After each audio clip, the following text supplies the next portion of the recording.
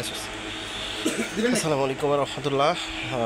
এই যে অ্যাসুসের যে গেমিং বোর্ডটা নিয়ে কথা বলছিলাম আমরা, অ্যাসুস রগ স্টিক্স, যেটার কি হচ্ছিল যে বার্ন ছিল, ডিসপ্লে আসছিল না। এই যে সেটা আলহামদুলিল্লাহ চলছে, সুন্দর ডিসপ্লে এসছে, চলছে।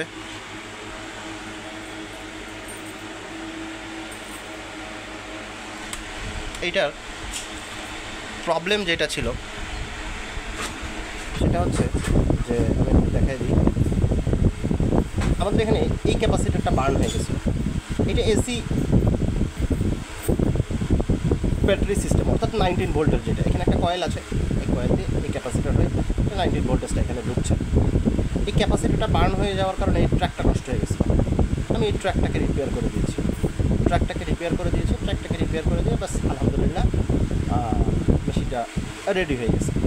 আমি করার ভিতরে এতটুকু কাজই করেছি, আলহামদুলিল্লাহ চলছে এখন সুন্দর।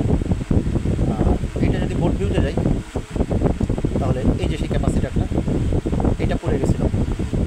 তো আমি এখানে এই ক্যাপাসিটারটা পুড়ে যাওয়ার কারণে এখানে ট্রাকটা যেহেতু নষ্ট হয়ে গেছে, আমি এখানে ক্যাপাসিটারটা নতুন করে লাগাইনি। আমি যেটা করেছি সেটা হচ্ছে কি, যে এইখানে একটা জাম্পার ছিল, এই জাম্পার থেকে এই ক্যাপাসিটারটা যেহেতু এখানে পুড়ে গেছে, নষ্ট হয়ে গেছে, এখানে ট্রাক নষ্ট হয়ে গেছে, আমি এইখান থেকে এই পর্যন্ত একটা জাম্পার করে দিছি। কিন্তু সেই জাম্পারটা কেবল দিয়ে করিনি, আমি ওখানে একটা পিএল লাগাই দিছি, কারণ এখানে শুধু ভোল্টেজ থাকবে না, অনেক হাই অ্যাম্পিয়ার কনজিউম করবে।